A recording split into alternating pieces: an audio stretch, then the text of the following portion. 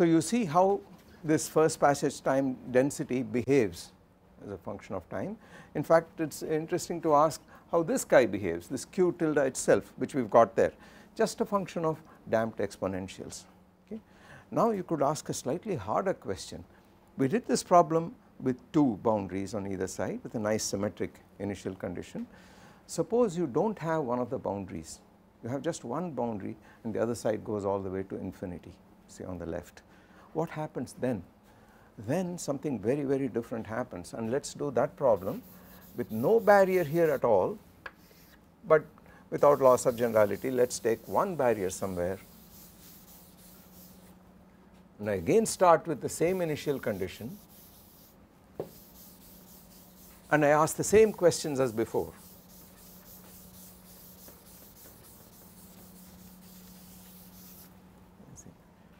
I have a single absorbing barrier here, that region is forbidden. I start at the origin, I do not have to do that, I can start anywhere, but I start at the origin, say. So there is a delta function at t equal to 0, and then I let the particle diffuse and I ask what is the average time it takes to hit this point. But before you answer that, you have to answer the question, is it going to hit this point at all with certainty? Is this a sure event or not? That is the first question we have to answer. After we make sure that it does happen, then we can start averaging over the density, whatever density it is.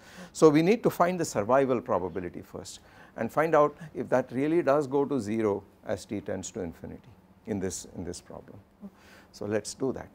Now let us write the solution down.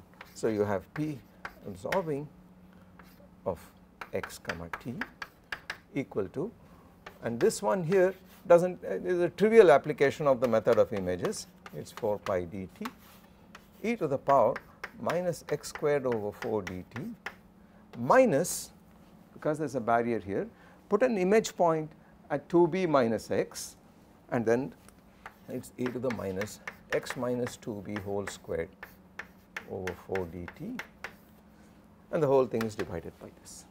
Okay. But you must remember that the physical region is minus infinity less than x less than equal to b. That is the region of interest. Okay. And we are guaranteed that at x equal to b, p vanishes identically, showing that it is an absorbing barrier. Okay.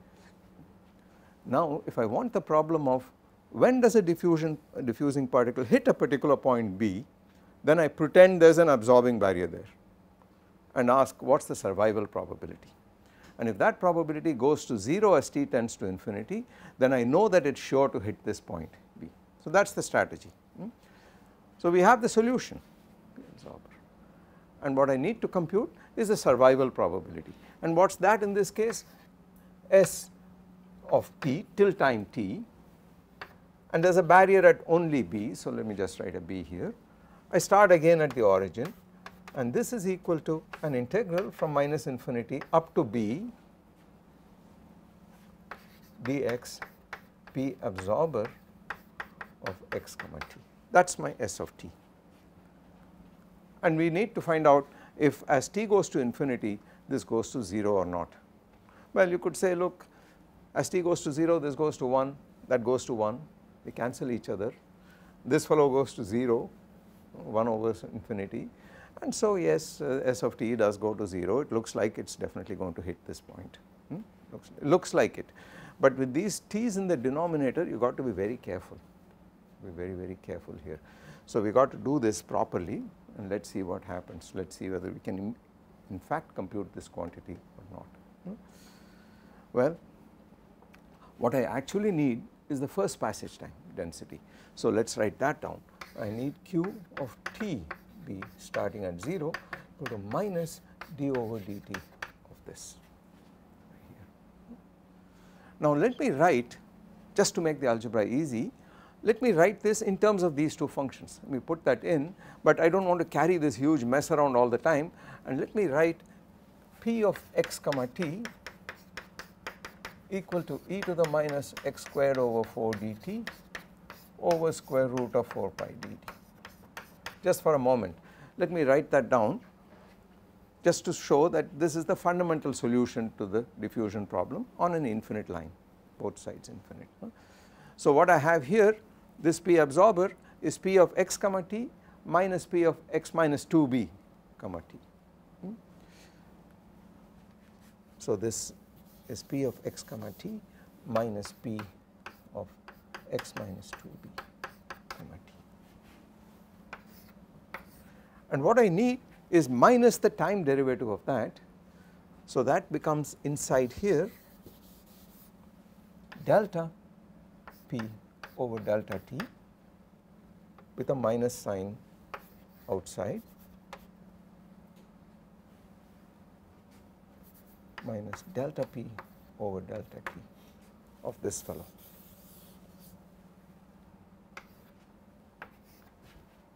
And minus is outside. So let us in fact write this as minus this guy plus this guy.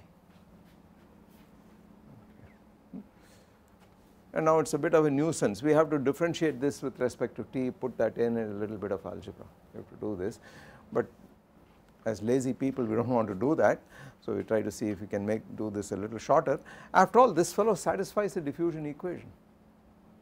So instead of this, let me just write it in terms of the right hand side of the diffusion equation and write this as d times d2p over dx2 in this fashion, and this is d2p over dx2.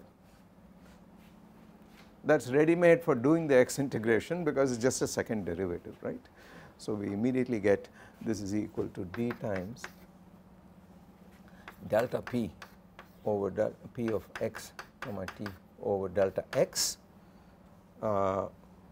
between with a minus sign between minus infinity and b, and then a plus delta p over delta x of x minus 2b and t between minus infinity and b, this fashion is equal to that. So I do not have to do any integrals. I mean, I have this thing, just a differentiation with respect to x will do, but I know the solution. I differentiate with respect to x, you are going to pull down an x over t. So you are going to pull down a t to the 3/2 here, and then you are going to put a minus sign here and put x equal to b. You are going to put a plus sign here and put x equal to b, which gives me the same thing because it is again the argument is minus b. So it is clear these two guys are going to add up in this case, and indeed they do, and the solution turns out to be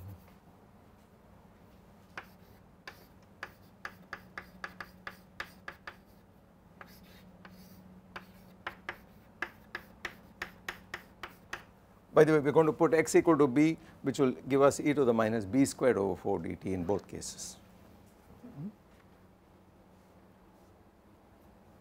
And that is it, that is the solution.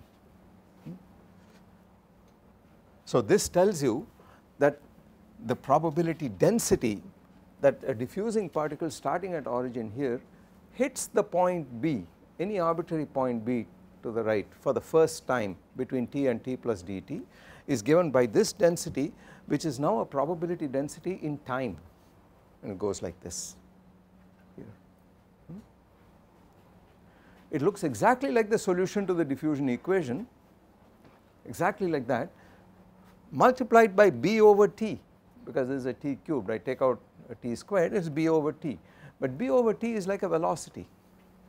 Okay, the distance is b and the time is t, so it looks like b over t, very deceptive because the velocity of this particle is really infinite formally because it is a diffusive process, and the first derivative in t is balanced to the second derivative in x. So it is clear. Remember also that in the random walk model the lattice constant a had to go to 0 and the time step tau had to go 0 to 0 such that a squared over 2 tau was finite. So a over tau is actually infinite.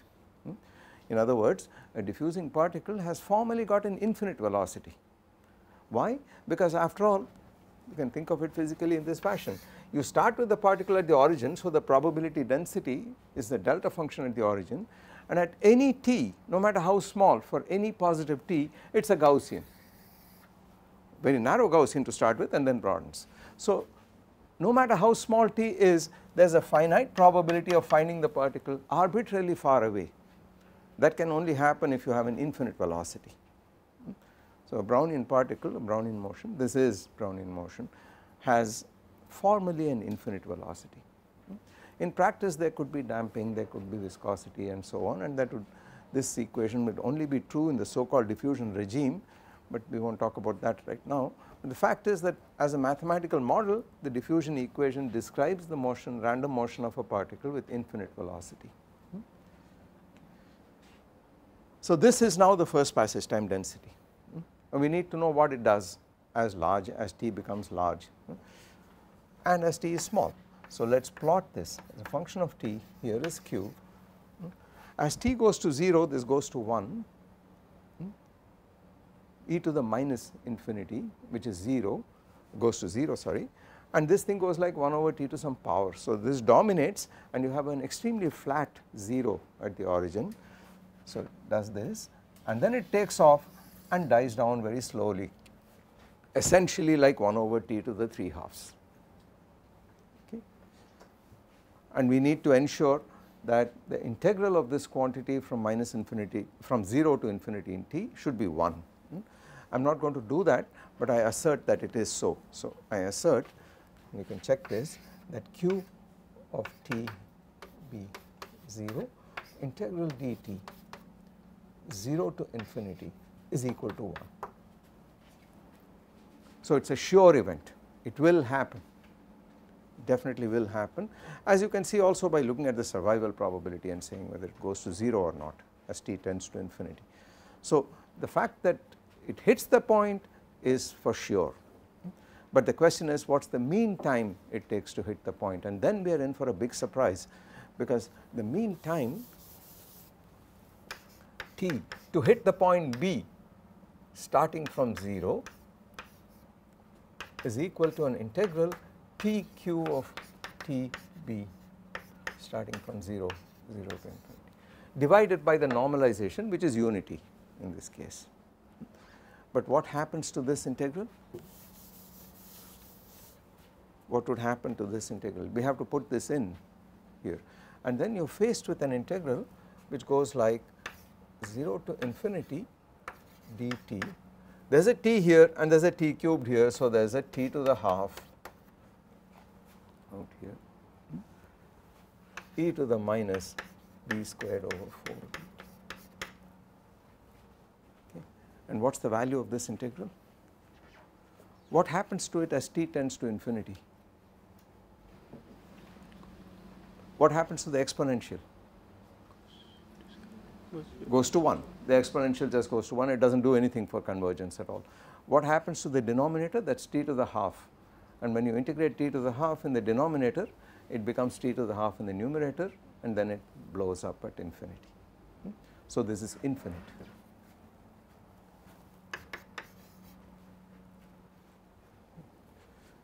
So here is a process which is guaranteed to happen, but the average time it takes for it to happen is infinite. The mean itself is infinite. This is a nice probability density distribution. That is called a Levy distribution with exponent half, by the way, this thing here. Anything which goes like 1 over the random variable to the power 3/2 e to the minus a positive constant over the random variable is called a Levy distribution. It is one of the stable distributions like the Gaussian, etc. Levy distribution with exponent half, but its first moment happens to be infinite. So therefore its higher moments are even worse, the variance and so on. You are familiar probably with distributions where the mean is finite but the variance is infinite formally, like a Lorentzian or Cauchy distribution. But here is a case where even the mean is infinite in this problem. So such a random process, first passage to this point is said to be a null recurrent process. The fact that it is recurrent, it does happen, passage to that point is for sure, but the mean time is infinite. Similarly, one can show that the mean time to return to the origin is also infinite, etc., etc. So on the infinite line, first passage from any starting point to any final point is for sure.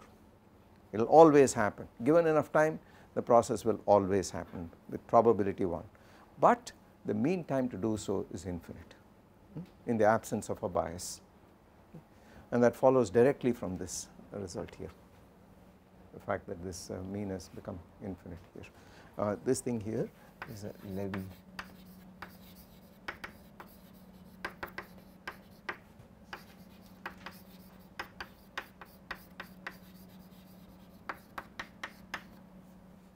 The Gaussian is also a stable distribution with exponent 2, and in this case this thing here is an exponent half. In this case the mean is infinite in this case. Okay. But there are many other such problems that one could tackle using some of the tools that I have given here. The key point is that there are several ways of finding the first passage time distribution, and we saw at least 2 of them. There is one from the method of images, you find the survival probability into it. The other method is by separation of variables, you find the probability density, and from there you find the survival probability, etc. Okay. So in either case, as you can see, this will give you definite answers over the averages over all possible random walks, all possible diffusions. Now what happens when you have a bias is very interesting. We did this in the absence of a bias. You could ask what happens if the equation that describes this P of x comma t is not the original diffusion equation, but delta P over delta t equal to minus C delta P over delta x plus d d2P over dx2. What happens if you have a drift as well as a diffusion? Then you have, yeah.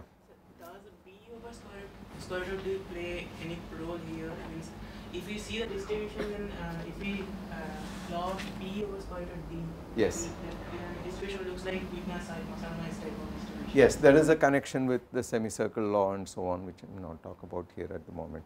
Yeah. But actually one shouldn't write B. One should ask what is the first passage to any point B. Suppose B had been on the opposite side, you could have done that too. You could have said I have an infinite line and I want to know what is the time of first passage from 0 to some point minus B here, okay, on this infinite line. So I start on this side and I say there is an absorber here, it hits it for the first time, it is gone. Now it is immediately clear from here that this does not depend on the sign of B. So the first thing that happens is that one should write mod B here. And then one could look what are its properties as a function of B over T, one can scale and so on and so forth. Yeah, I do not want to get into that right now, but the point is that in this diffusive process we know that x squared, the square of the length variable, scales like the time.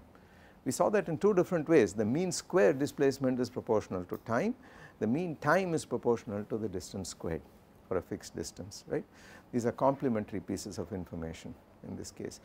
Now it turns out that when you have a Gaussian distribution for a random variable, you could ask what is the distribution of 1 over the square of this random variable, and that has a Levy distribution of exponent half. Okay. And since x squared is scaling like t, that is what has happened here for the t. Essentially this has happened. So there is a duality between these stable distributions with different exponents, which I will talk about on some other occasion. But that is essentially what is happening in this problem. Okay. Now you have to solve this equation here and ask, but let me just quote what the results would be, and let us without loss of generality say there is a point here which you want to hit B, and now I ask what happens if I have a biased walk, if I have a drift velocity in this direction as opposed to one in this direction, or no bias at all. Okay. So far we have seen that if you have no bias at all in the diffusion, you do not have this term, then first passage to this point is a sure event, but the mean time is infinite. Okay. If there is a bias in this direction, in other words if there is a drift in this direction, you would expect this to be even more true. So first passage to this point is indeed a sure event, and there is a finite time, a mean time over which it goes and hits it, which can be computed. Okay. But if the drift is in this direction, the opposite direction, then even first passage to a point on the right is not a sure event. In other words, if you compute this integral over q, you do not get 1. The survival probability does not go to 0 as t tends to infinity. So there is a finite probability that you will escape capture forever, okay, no matter how long you wait. then of course the mean time to hit this point does not make sense because it is not a properly normalized random variable. You could still ask a question like what happens if I take all those realizations where the particle does go and hit it, what is the mean time then over those realizations. That is doable, you can do that and you can have answers. In fact what you could do is to put a barrier here and ask how do things go as a function of this barrier. Okay. If you put a barrier at some point minus L and ask what is in the absence of bias, what is the mean time to start at 0 and hit B for the first time, the answer becomes proportional to L. Okay. So as L goes to minus infinity, goes to infinity rather in this with this sign convention, this diverges and that is the divergence we just discovered. On the other hand, if there is a bias in this direction, then this answer goes like e to the power L. So as L goes to infinity, this becomes even more divergent on this side. Conversely, e to the minus L if you had a bias in this direction, etc. So one can put in all these frills, one can put in these extra details and work out these first passage time problems, but this is already giving you a hint as to what is going on. Okay. The barrier at here is a reflecting barrier. Is a reflecting pattern, yeah. So if it is an absorber, then of course it is gone. By the way, as a sort of toy model of this fact that you may escape altogether if you got a bias in the wrong direction, there is this famous story about random walk on a lattice, which I believe I was talking about some time ago. So you have a lattice and then you start at 0 and let us say there is an absorbing barrier at 1 on this side, and a probability of a jump to the right is say P and a probability of a jump to the left is Q, and the random walker starts at 0, tosses a coin with probability P he gets heads, he moves to the right, probability Q he gets tails, he moves to the left. And the question asked is what is the probability that he is going to hit this point 1, which is an absorber at all, what is the total probability, okay, and is that probability equal to 1 or not as a function of little p, this bias p, and this is a solvable problem. So we want probability p that the walker hits 1 at some time, total probability.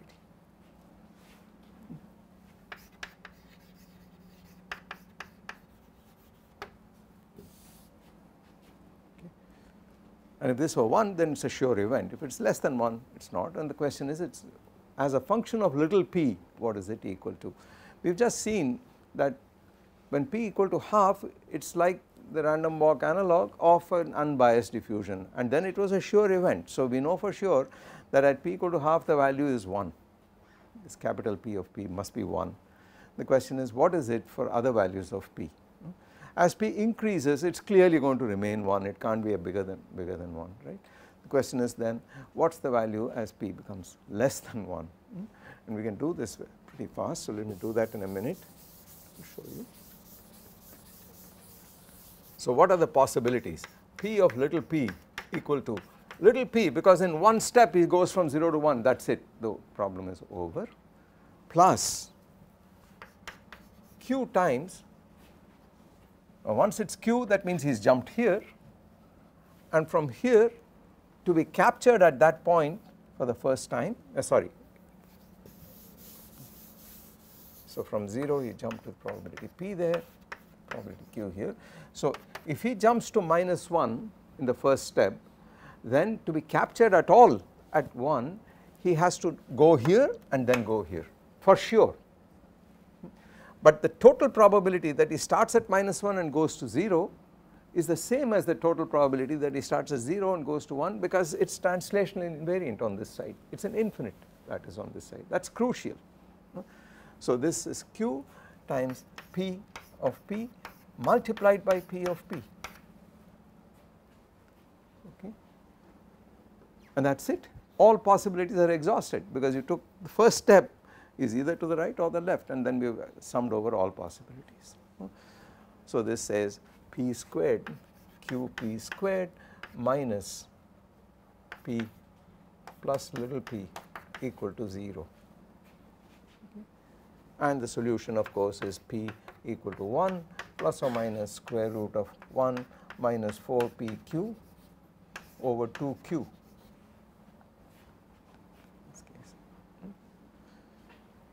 but Q is 1 minus P. So this is 4P plus 4P squared, and let us write this thing out properly. So we have P of P equal to 1 plus or minus square root of 1 minus 2P the whole square over twice 1 minus P, because Q is 1 minus P on this side. But here is where we got to be careful.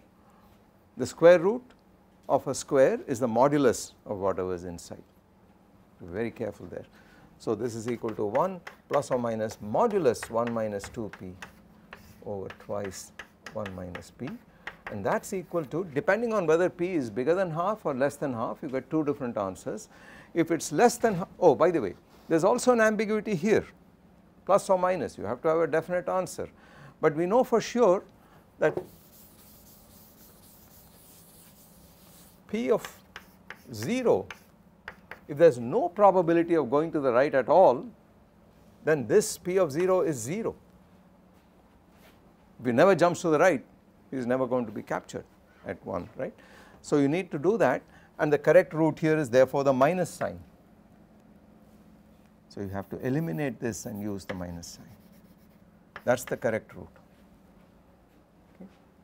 And now if P is less than half, this is 1 minus 1 plus 2P. So it is equal to P over 1 minus P, P less than half. But if P is bigger than half, it is 2P minus 1, and it is 2P, what happened?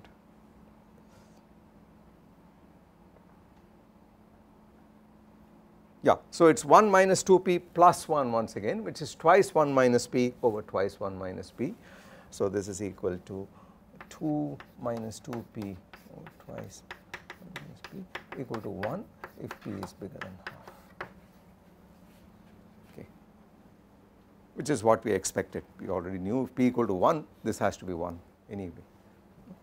So if you plot that as a function of little p, here is 0, here is 1, and here is P of little p, here is the value 1, beyond half it is equal to 1.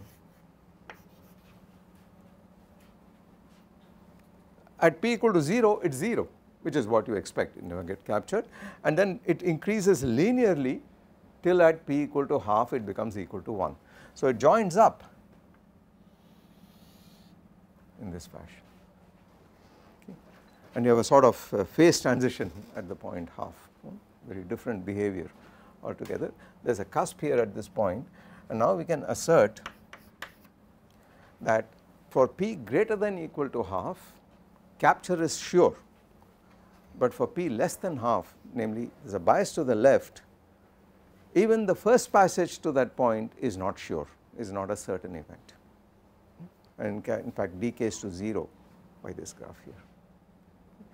But we solve this problem very trivially, but it is a non-trivial problem because we really averaged over all possible random walks. And why did this magic happen, that if there is a bias to the left he may never be captured? Because there is an infinite amount of space available to the left. And there could be random walks where it disappears arbitrarily far to the left, and then he can never come back here. No matter how long you wait, it does not come back again. So it is an interesting problem, a very simple problem in this case, but we use this principle of embedding the problem. We essentially said the crucial step was to say that because of this translational invariance, the probability of going from -1 to 0 for the first time is the same as going from 0 to 1 for the first time. We use that fact, and then there is a clever trick which gave the solution here. Okay. But this helps you illustrate what goes on in the continuum diffusion case in the presence of a bias. I did not solve the Smoluchowski equation in that case, we can do that, but this already tells you what is going to happen qualitatively.